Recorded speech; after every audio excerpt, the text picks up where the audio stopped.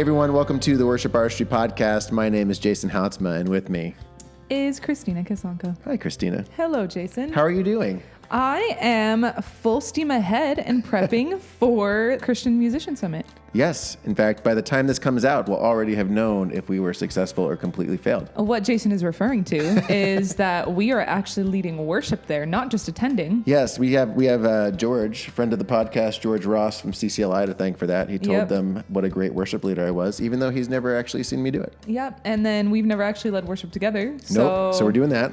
That's a whole bunch of firsts. Yeah, this a whole weekend. bunch of firsts.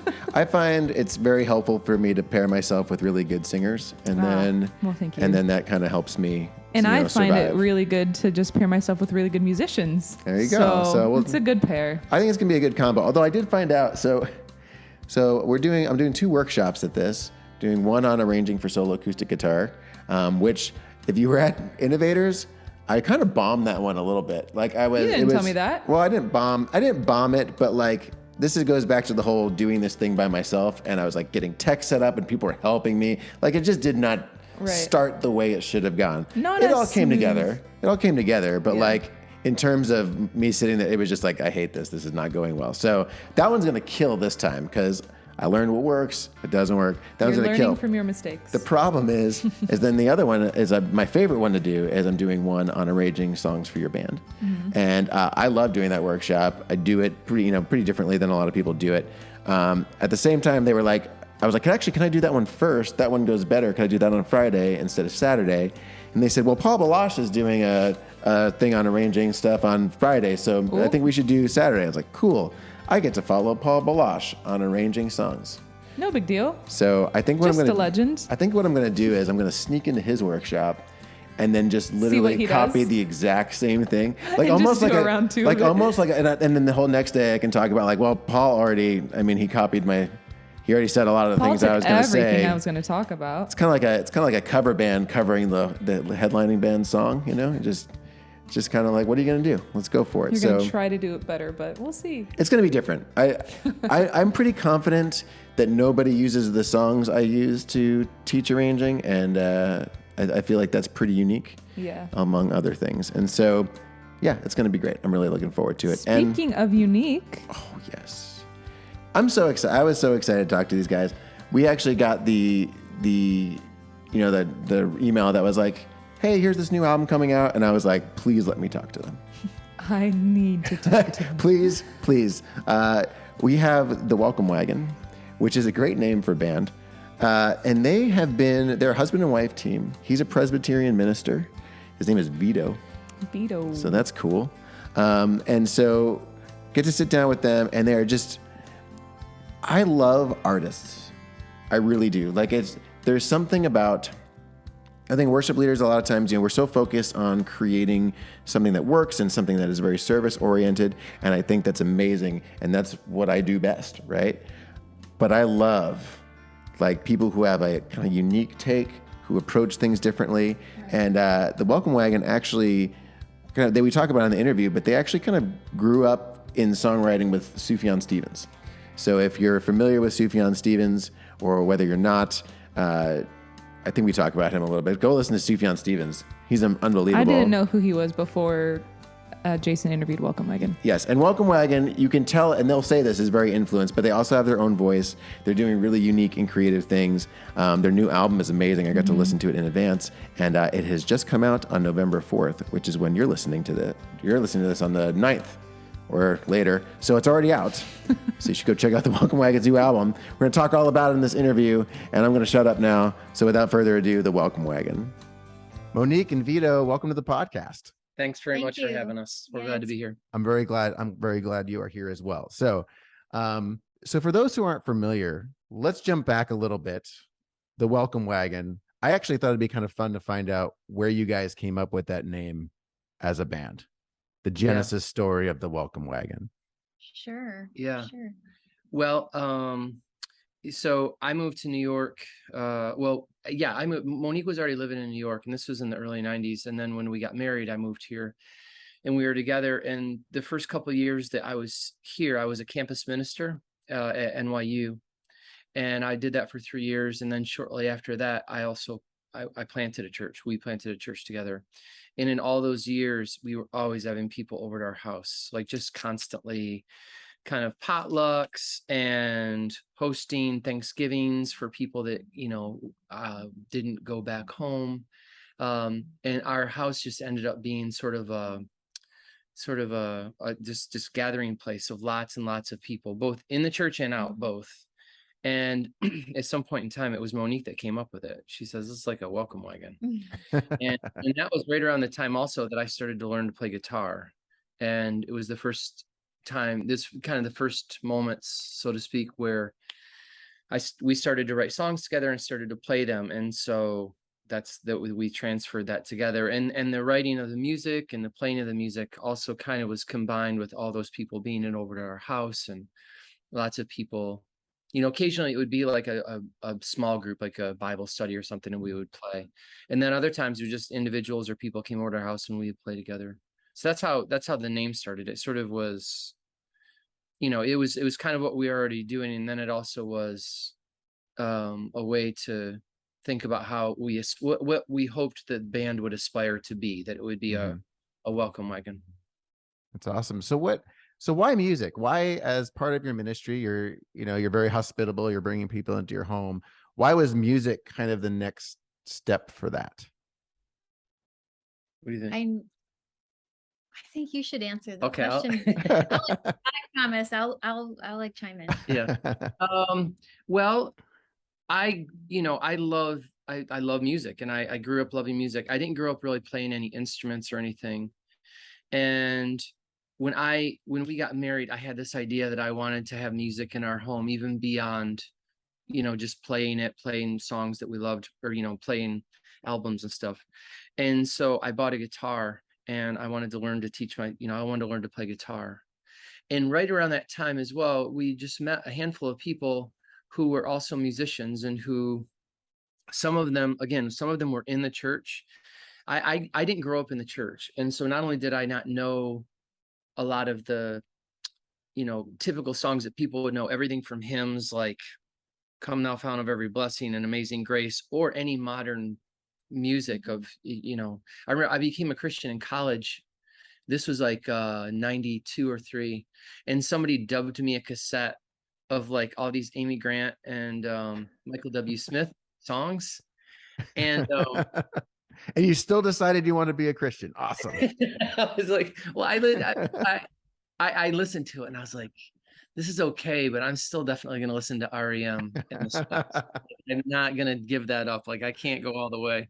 So, but we knew all these people who were musicians, and some of them were these really great worship leaders and singing songs. And some of them were from the, kind of more modern, I guess, worship music of that time, of the mid-90s.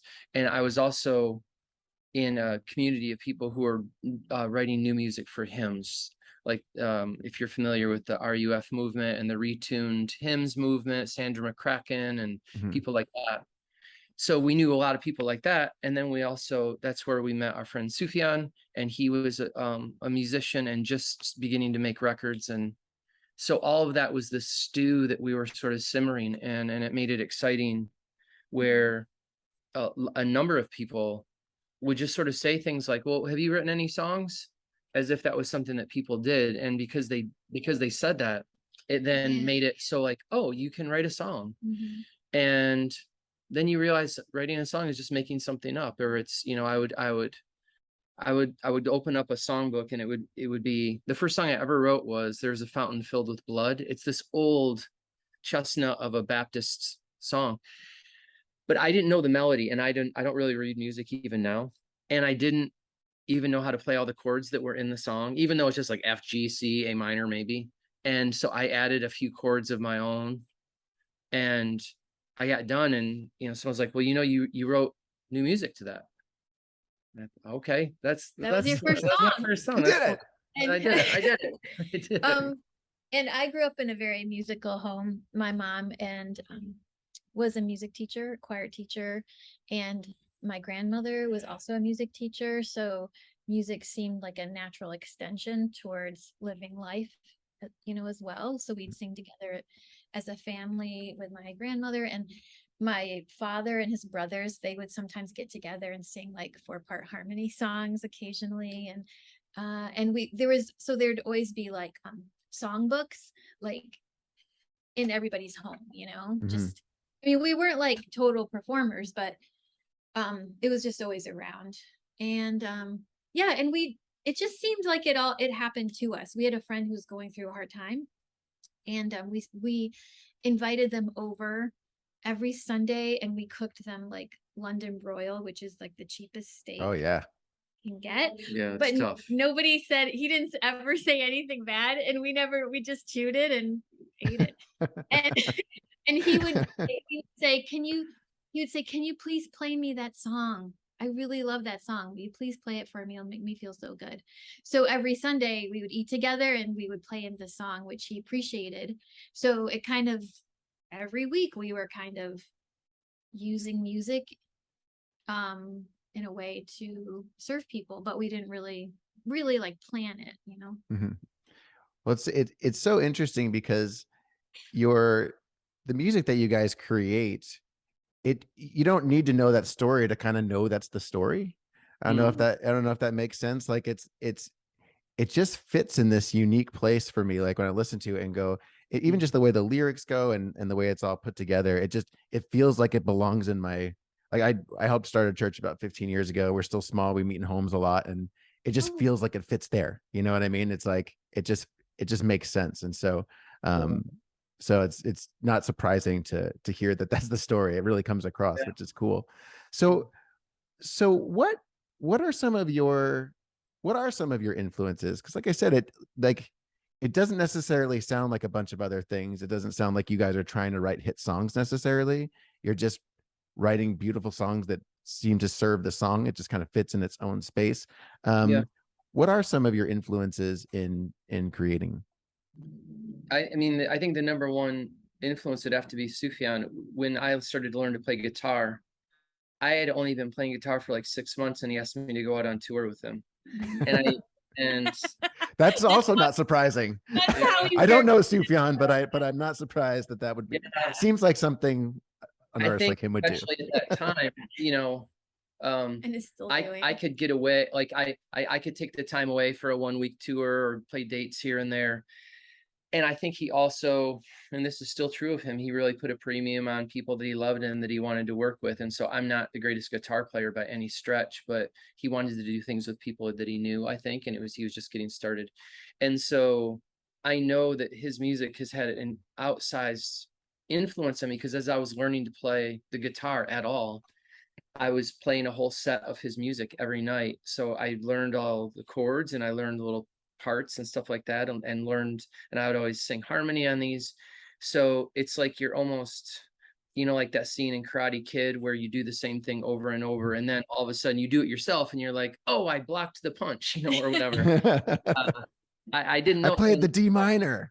That's right. Oh, gosh, D minor. I can't. That chord's still hard for me now. That's tough, But I think playing his songs over and over, he's a big influence and continues to be, and he's sort of he's a star in our sky that we still such a dear friend. And so he's one person. I think we also grew up, we're the children of kind of hippies, or people from the late 60s and 70s. So, and if you could see, I've got all my mom and dad's vinyl, and we have some of Monique's, and it's the usual suspects, everybody from Neil Young to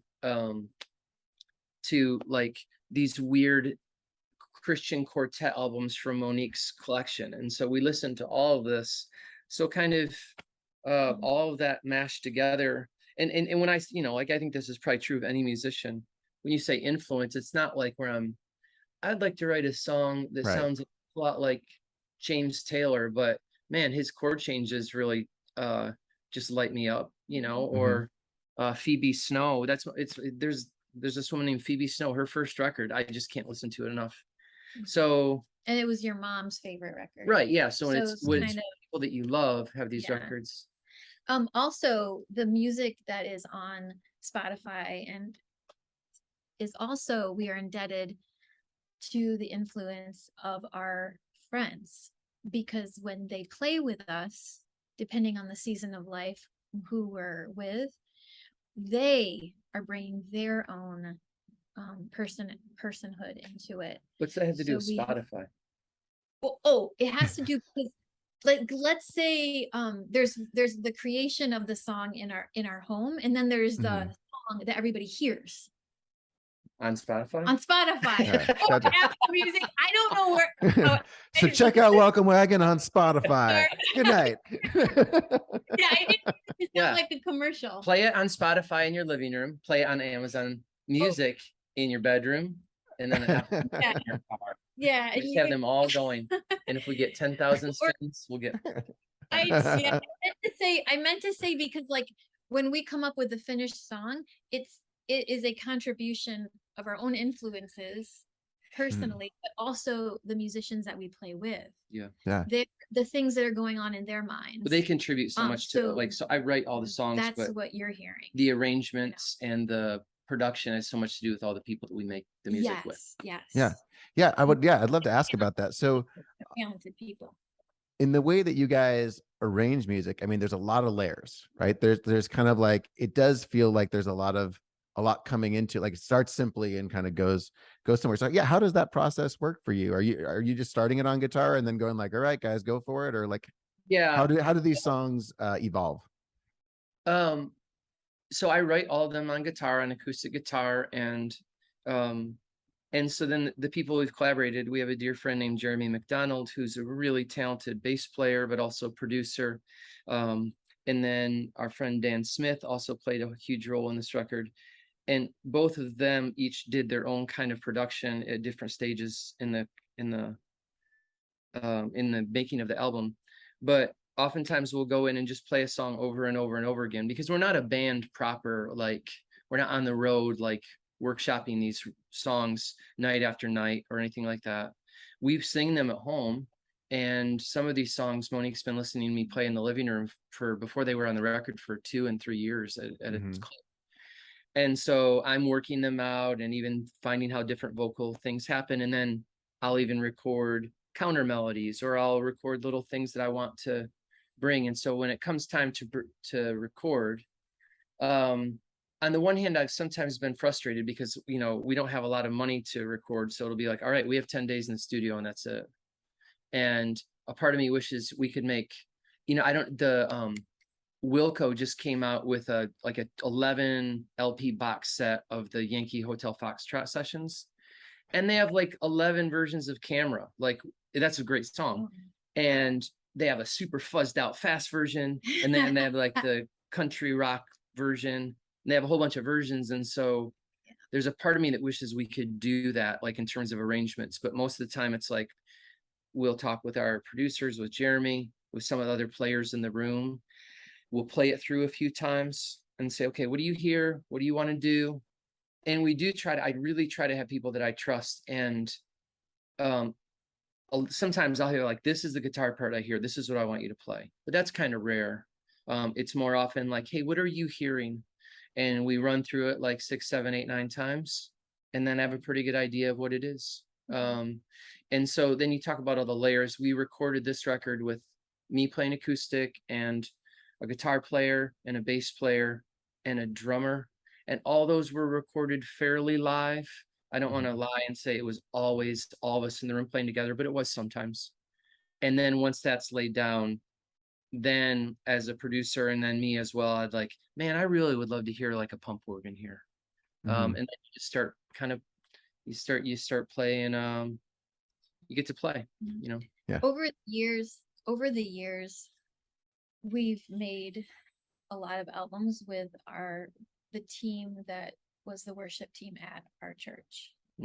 So, but one of the things we didn't really sing we were never singing our songs at church on a regular basis. We did occasionally, but more it was just we loved the people that played in our church, and so we would say, all right, we're going to make a record, and occasionally we would rehearse for a week or two, like sort of go and try to work some of them out, and then bringing those people in. And again, it wasn't because we would play a few of our songs that are at the church that I was the pastor of for a long time, but I didn't ever want that to be the main focus of what was going on. Like, sing one of our songs. Now I'm going to preach. Now we're going to do it. You know, like that. I've written this to go with my sermon so that we have a I've written full this cohesive book, idea.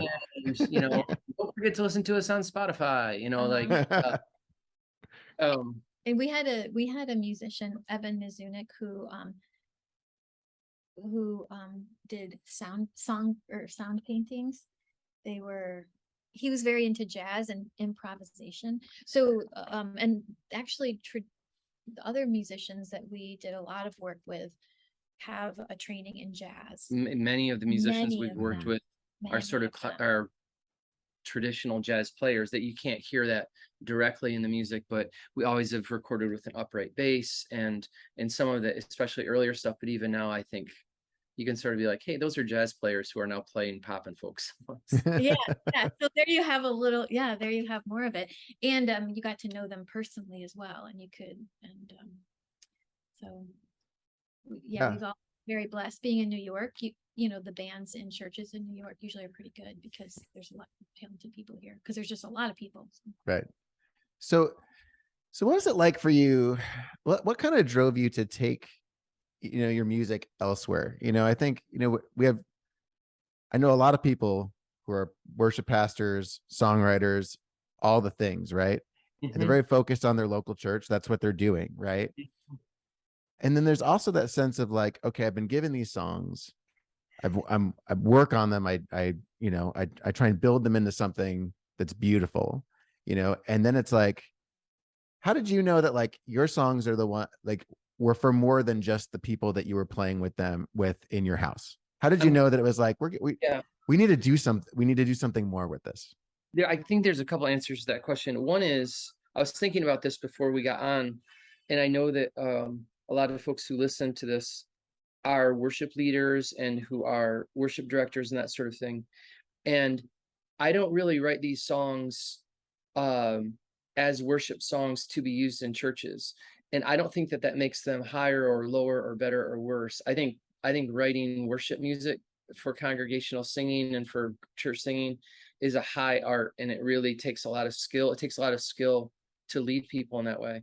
But that's not how we wrote these. I wrote these really for Monique and and I wrote them, I think in some ways, probably my lack of training was both a curse, but sometimes a blessing, because I was doing things that really don't, a lot of our songs, they don't fit congregational singing very well. There are some that do, though. I think I know this because people have used them or told us that they are. But so it wasn't like hey, I'm writing these for my church to sing. Maybe we should break the bounds. Maybe these deserve a wider hearing. It wasn't really done like that. It was more like, initially, I was making these songs with Monique, and Sufjan was helping us record them. And when his second, it's not a second, but when his Illinois record took off, he came to us and he goes, I want to make a whole record with you, and I want to put it out on Asthmatic Kitty. And so he was the kickstart of saying, hey, let's do this. We used to play, there's a club around here called Pete's Candy Store. We would play like little shows in the back of churches or stuff like that. And he was the one that said, I want to put these out and I want to really invest in them. And that's why the production value is so high on their first record, is because it was the people that he was making one of his records with that were playing on it, in addition to our church band. So it wasn't sort of, I mean, I'm ambitious as anybody else, but I wasn't sort of thinking, hey, this is something I want to take wider. It was more like we were doing this thing and it was pleasing to us and joyful to us. And we had a friend who sort of pushed us out on stage almost and said, hey, I want you to do this on a wider stage, and made it available for us. Yeah. Oh, a lot of people have done that as well. Even besides him, have said, like, helped us to get things done. For sure. Grateful for them. Yeah. Well, that's actually been one of the real unintended blessings. I won't say unintended, but when we, I know a few pastors or people that have reached out to us and said, hey, we love your song such and such, and we sing it every year during Holy Week, or we sing this song a lot and it really means a lot to us. In a way, it's like a surprise to us that our worship, our song, our music gets used in that way, and really delighted by that. And it almost feels like like a undeserved or unintended surprise thing, like, and it's doing this too. Like, we're so grateful when someone says, hey, we really like this song, or this got us through a hard time. And then to hear like, oh man, there are a bunch of people down at this camp in Alabama, and every year we sing one of your songs, and it's this time that everybody really loves. You think, oh my goodness, what a gift to be part of that. Yeah, for sure. For sure. No, it connects in a lot of different ways. You know, it's like, that's why it's interesting listening to, because for my church, small church, we do a lot of folky kind of stuff. I write a lot for it. I'm always trying to pull these like kind of odd little things. Odd isn't the word, but just maybe not quite what fits in what you would, typically imagine. And so you guys come along, and I'm just like, oh yeah, we're going to grab that one. We're going to grab that. Yeah, good. I love the whole like singing scripture concept. It's gosh, I do not have enough time with you. Okay. I have to ask you about your new record. So because that's why you guys are here. So tell me about Esther. Okay. Why the name Esther, first of all? And like, if you could kind of give me a big picture of this record. Sure. It's named after my grandmother, who gifted me audio cassettes of her reading the Bible to me when I was in college. She sent them from Ohio to New York when I was here. And so there are little bits of her reading the Bible on that's who that is. That's awesome.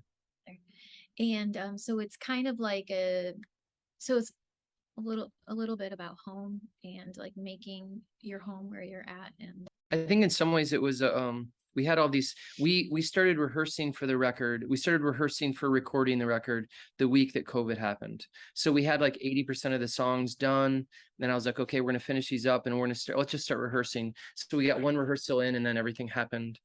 And so then the next year I just played the songs at home, and we would sing them or play them a little bit. And this is also a time when Monique started painting a lot more, and a lot of her paintings, one of her paintings is for the Isaiah California lyric video, and you can kind of see the things dancing around. A lot of the things in her paintings are collage materials from her grandmother. So I think the thinking on naming the record Esther, and that it was sort of, you inherit all these things from your life. You inherit the family you're born into, you inherit the blessings that your family gives you, and then there are adversities too, and you try to make sense of those. And so a lot of the songs are about that too. Songs are about trying to find a home, loving the home you're in, sometimes running away from home and then coming back home. And so all those things kind of contributed to it. And then near the end of the process, we thought, man, your grandmother's giving you all these tapes. She used to send these tapes from Ohio of her reading the Bible, and it felt like this unifying thread, like, oh, it's a voice from home, it's the voice of God in Scripture, and it's this thread that runs through, like we are these blessings that come from us, from our family, and then also the adversities, but those can be blessings too.